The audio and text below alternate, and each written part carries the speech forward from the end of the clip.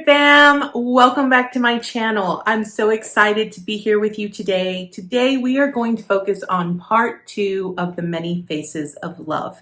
If you are new to my channel, welcome to Eileen into Spirit. My name is Eileen Rouse. I'm a spiritual advisor, intuitive coach, and I provide you with guidance, wisdom, and inspiration every week right here on this channel. Without further ado, let's get into today's video. All right, Spirit fam, as you can tell, we are in a new setting today. So many of you are not aware that I have been traveling for a little bit, and I'm currently in Abiquiu, New Mexico. My wife is taking a master's professional course here, and so this is partly my vacation, and you get to see a new scenery. So this is our little casita here in Abiquiu, New Mexico at this beautiful Abiquiu Inn. It is absolutely gorgeous here. Absolutely gorgeous. It is hot because it's the middle of summer. We're just starting out in summer, but it is absolutely beautiful.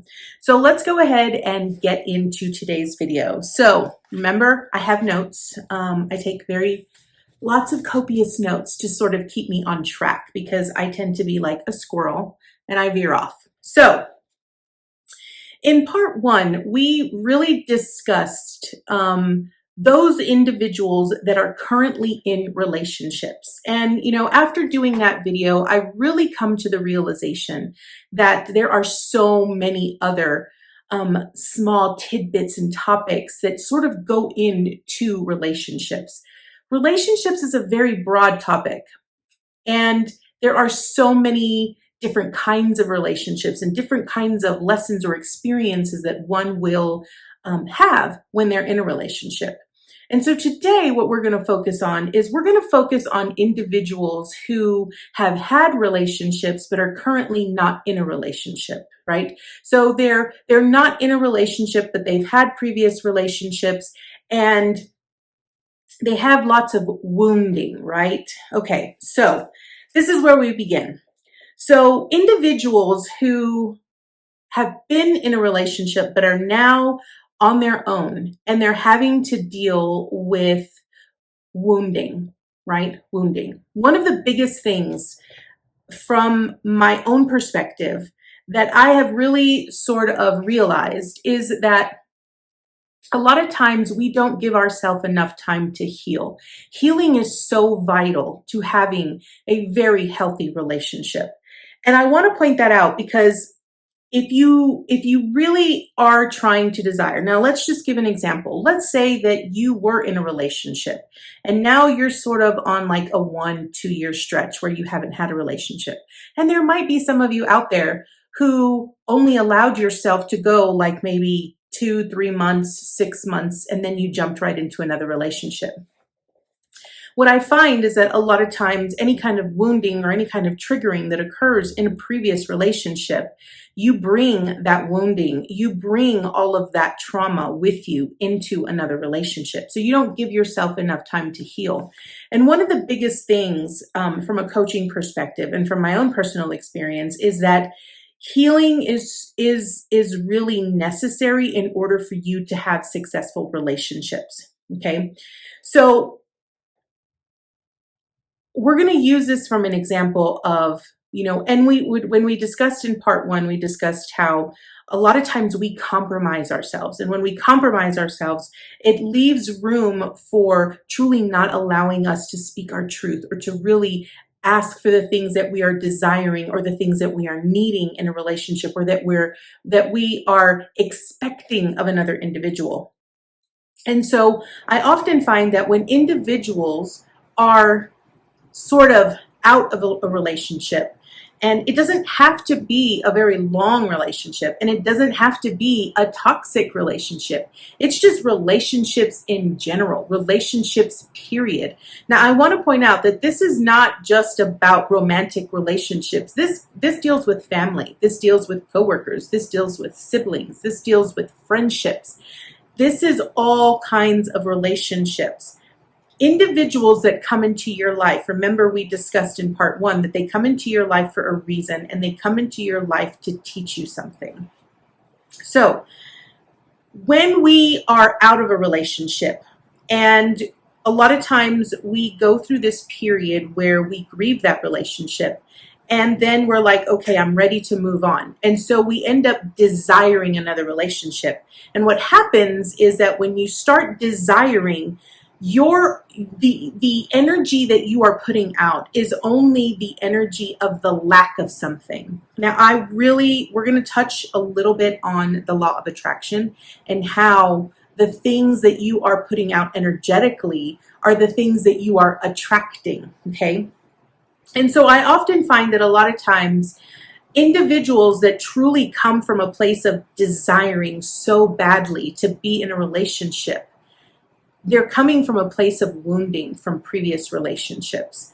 And I know that a lot of times, a lot of people will tell me, but I've worked on that. I've healed those wounds from that previous relationship. And I'm here to tell you, my friends, yes, you might have done some of the work, but just like our lessons come in layers, our healing comes in layers, okay?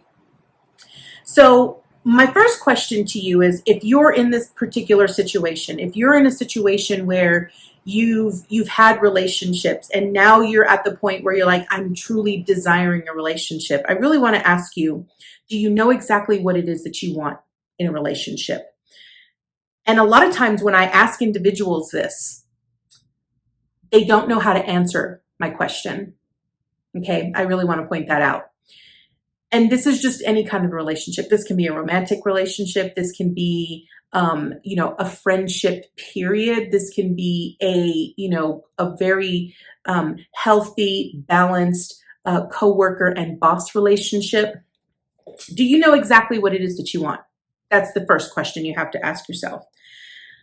Understanding that if you are not sure, if you're not clear of what it is that you want, if you do not know exactly what it is that you want, then that is where you start first. You start by truly aligning yourself to the energy or the frequency of what you're desiring. Now, this is where we're going to take a little bit of a steering, like we're going to steer off a little bit, because this is the important part here, my friends, is that when I am actually coaching someone, or when I'm reading for someone who really comes to me and the number one question they ask is, when am I going to find that someone? When am I going to, I'm so tired of being alone. When am I going to be in a relationship with someone? When am I going to actually have someone in my life?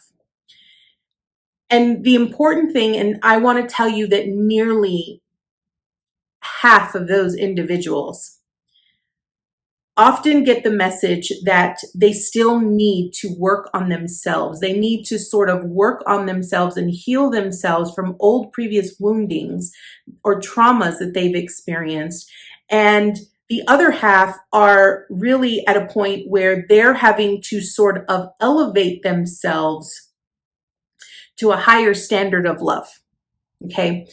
And recognize that we all must elevate ourselves to a higher standard of love. Recognize that where you feel the resistance, where you feel the tug, that is the area that you need to work on. When you feel that resistance, and when you get, because a lot of times I'll tell them, I'm sorry, but you're not ready to be in a relationship. I see so much, wounding here from a previous relationship. And a lot of times people get upset. They don't want to hear that. They get very irritated and frustrated when I tell them this, because it sort of reinforces something that they already know.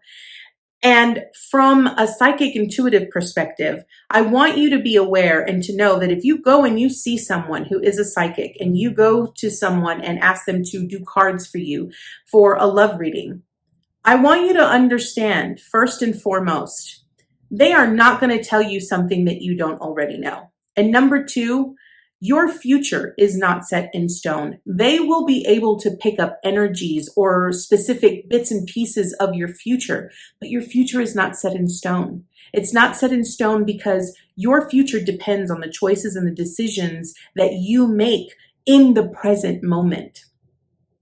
So if you are coming from a place of just straight desire, you are just so tired of being alone and you are really just wanting to be with someone because you're so tired of being alone, I want you to first and foremost that the energy, understand that the energy you are putting out here is a need. It is a necessity.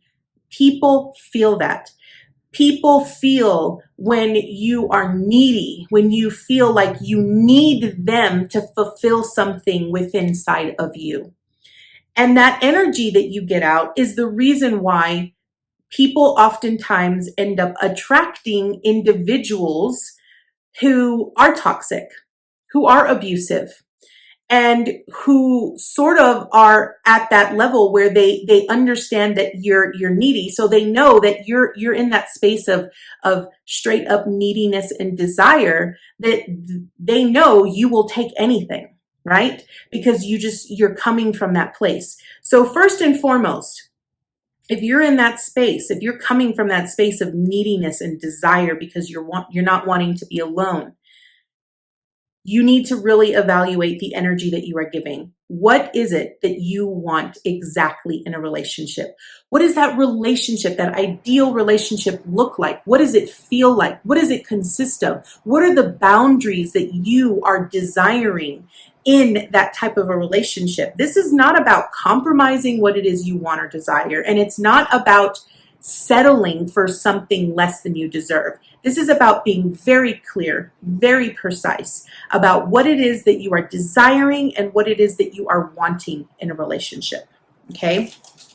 So, understand that first and foremost, if once you're clear, once you are very clear, then really focus on where the resistance is. What is the necessity of needing? What is the need? Why are you needing to be in a relationship? That is the first, that's the next step. Asking yourself why, because I don't think a lot of times we really ask ourselves that question. We don't ask the questions that need to be asked when we're in a state of healing or ascending to a higher standard of love. Okay? So when you learn to ask yourself the questions why, this is where your intention setting sets up. You then, once you identify the why, you're now becoming very clear about the intention. And once you become very clear, energetically, you start sort of raising your vibrational frequencies to something different, because now you have the clarity on what an ideal relationship looks like, what it feels like, what you're desiring, what you're wanting, what the boundaries look like, and you know the why, right? You yourself know the why. Now, when asking the why, here are the most important things. Is it self-serving? Okay, so if your why is, well, it's because I don't want to be alone, recognize that that is a self-serving why. Okay, which means that you're still coming from a place of needing something outside of you to fulfill something within you, right? So the resistance here is, why are you so afraid of being alone? Okay. If your why, it's for companionship, right? Or it's because you want to be able to build a future with someone, or really being very clear about the why. Recognizing that when you answer the why, if there is some resistance in that or some neediness in that, then you dig a little bit further. And I think a lot of times women have to really talk things out with other women, which is the main reason why I coach women, because sometimes when I'm coaching these women, they need an outside perspective to be able to help them view things differently and sort of understand how the energy that they're emitting out is attracting the energy that they're receiving. Okay? So the next step is examining your past relationships. This is the most important thing. You must examine your past relationships. Understand and recognize, and I always say, when you are looking at relationships, categorize them in sections, okay? Romantic relationships, familial relationships, sibling relationships, work relationships. Sort of categorize them all on their own. And the reason I say this is because from my own perspective, and the reason why I feel I have so much experience when it comes to relationships and why it's my niche is because my whole life has been about learning how to balance out harmony in all types of relationships. I've had it in family, mother, father, siblings. I've had it in friends. I've had it in romantic relationships. I've had it even in work boss relationships or coworker relationships. There are all kinds of relationships. And it's important that you examine those past relationships, okay? And this is where we go back to part one. What did you learn from that individual? What is that individual really trying to teach you?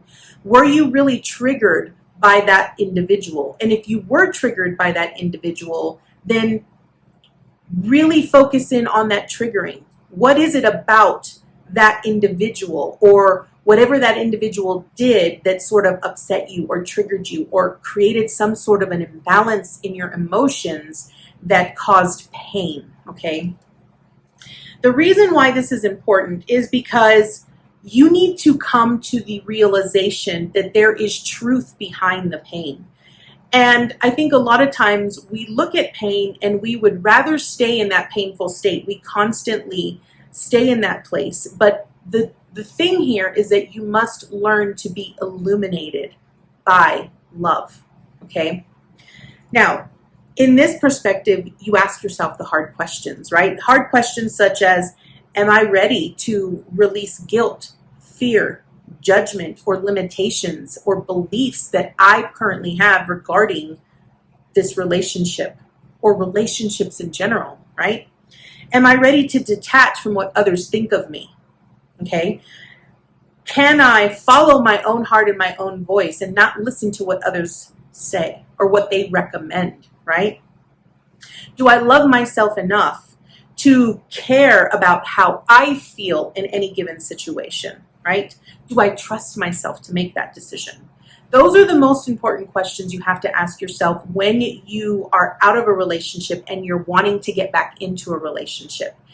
Because I often find that the cycle, what ends up happening is you end up repeating cycles over and over and over and over again until you learn the lesson, right?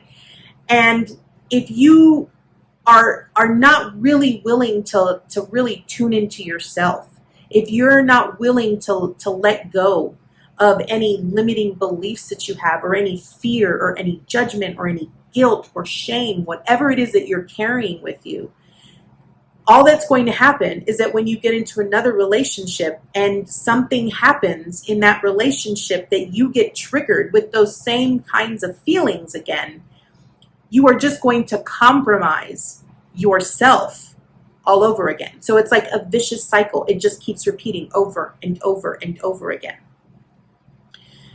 So I always encourage my clients that before they go into any type of relationship, like when they're really in that space of I just don't understand, why can't I find someone to love me? That's when we start doing the hard work. We start climbing the mountain of self. And the reason I say that is because the greatest relationship that you will struggle with the most, okay? And this is the key takeaway here, my friends. The biggest relationship that is the most important, that you will struggle the most with, is the relationship that you have with yourself. Because we have all compromised ourselves into being who others want us to be. We live our lives to fill other people's expectations. We don't ever really truly listen to what we desire or what we want. We compromise ourselves for other individuals all of the time. So it's important that you ask yourself these hard questions, because this is how you heal. This is how you heal from the inside out. This is how you become more aware of the worthiness and the value and the importance of who you are, and why it's so important to come from that place of being illuminated by true, genuine, divine love. Because once you get there, then nothing else will stand in your way. You'll be so clear-headed about where you are going and what you are doing and what you're desiring and what you're wanting and what it looks like. And you won't settle for less. You won't compromise. Okay? So understand that by not asking yourself those deep questions, by not becoming very clear about what it is you're desiring or what it is that you're wanting in a relationship, remember, like I said, if you get into a relationship and you don't face the fears or the resistance that you currently have from past previous relationships, if that person that you get into a relationship with wounds you in the same way that someone else wounded you, then guess what happens? What happens is that it then alters your perception, right? And your actions. You then start reacting to a situation instead of responding to a situation. Recognizing that sometimes it takes a little bit of coaching. It takes a little bit of taking a step back from the situation and saying, okay, why do I feel like I'm being triggered here? What part of me feels that I might have been neglected, abandoned, rejected, abused, whatever the case might be. You have to be able to recognize that those past wounds affect your perceptions and the actions that you take in those relationships. Okay. Now, here's something really amazing that I learned. Wounds are created. Okay. Wounds that we have, that we carry internally, are created by mental, physical, or spiritual trauma. Okay. And I don't really feel that a lot of times we really look at these things, but this is how wounds occur. Wounds occur mentally when you have verbal abuse. Okay. Or when you are constantly told that you're not good enough, right? When people, judge you, right? We get physical abuse. If people just, we feel like we've been backstabbed, or people hit us, or they throw things at us, that kind of thing. And we get spiritual trauma, right? Spiritual trauma is when you have so much that's just constantly being thrown at you that it really sort of cuts away at your spirit. It cuts away at your soul, and you feel so wounded and so worthless that you feel like not even worthy to live, right? And I think a lot of times spiritual trauma happens when we have individuals who are in very religious homes, and they have, certain beliefs and sort of a lot of ideology that is kind of thrown at them, and they live their life in fear of doing something that might be looked down upon by those that have raised them or that they've grown up with, okay? Now, recognize that if you are in a separation, okay, recognize that if you are now out of a relationship, that time and that detachment and space is needed, okay? There is a reason why, and I don't really think people understand this, right? Okay, recognize that, if you're out of a relationship. So a prime example with me would be with my first boyfriend. I was very young when I met him. I was just a freshman in high school. I was 15 years old. He was 17. And I was with him for 2 years. And I didn't get into another relationship for probably, I want to say a good, let me see. I was, 15, 16, 17. So I'm going to say I didn't get into another relationship until I was about 20, 23. That's how long of a gap I had. But understand that I needed that time and space because of the things that my ex-boyfriend did to me, I had so much hatred, so much trauma. It wasn't just from him. It was also from my past childhood, from my childhood. So I needed that time and that space just to allow myself to heal, to understand, to really look at the lessons in those relationships and understand why why I constantly felt like no one cared about me, or why I felt like I was abandoned or neglected by masculine energy, right? So recognize that if that time and that detachment is necessary, right? And that space is needed to allow you to sort of create balance and harmony and healing in order to take place. That is necessary. Because when you have a wound, if you have, let's say you have an abandonment wounding, okay? And we're going to get into a much larger topic of abandonment here in another part of the series. But let's say you have an abandonment wound, okay? So every time somebody does something to you, every time, it's just like someone constantly sticks a knife in the same wound over and over and over again. Every time you feel triggered, every single time, that wound just gets deeper and deeper and deeper. And if you don't allow yourself the time and the space to heal it properly, all you're really doing is putting a Band-Aid over it. And a Band-Aid doesn't really prevent it from bleeding. Yes, it will scab over, but it doesn't truly heal, right? You still have the potential of being wounded again. You still have the possibility of developing an infection, right? And one of the greatest things that I learned from someone, when I had a friend who told me, sometimes deep wounds like that, deep wounds from types of trauma that you have experienced, really need the time and the nurturing and the love to heal, because it has to be healed from the inside out. You can't, and sometimes it requires you to sort of rip the Band-Aid off in order for you to expose that wound so that you can flush out all of the stuff that's just sort of been stuck in there for years. And you have to sew it from the inside out, right? And how you do that is by allowing yourself the time and the space to truly reflect on that, reflect on the pain, and allow yourself to just say, you know what? I understand now. I understand why I went through this, but this is no longer going to rule my life, okay? Which then brings me to the next point, okay? Because I feel a lot of us really live our lives through the eyes of our pain, okay? And I want to point out that a lot of times when we talk about trauma, when we talk about the things that have happened, we continue telling the stories, right? We become the stories we tell. So if you are not allowing yourself the time and the space to heal, and you are constantly telling your story of pain, like if you're constantly speaking from a place of being a victim, then you are just reliving that pain over and over and over again. Recognize that looking at the pain and becoming the pain are two totally different things.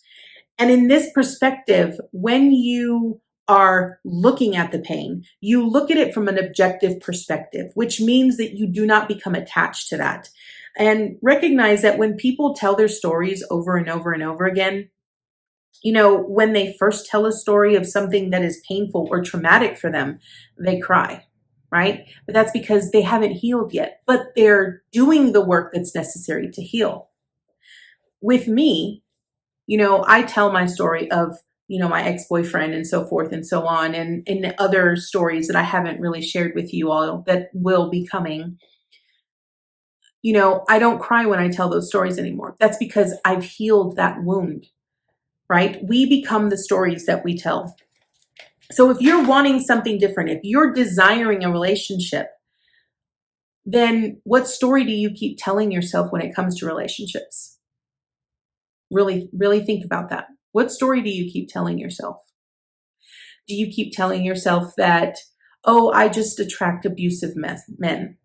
I just attract, narcissistic men. Or I can't find loving, caring women that are affectionate or passionate. Or what is the story that you keep telling yourself?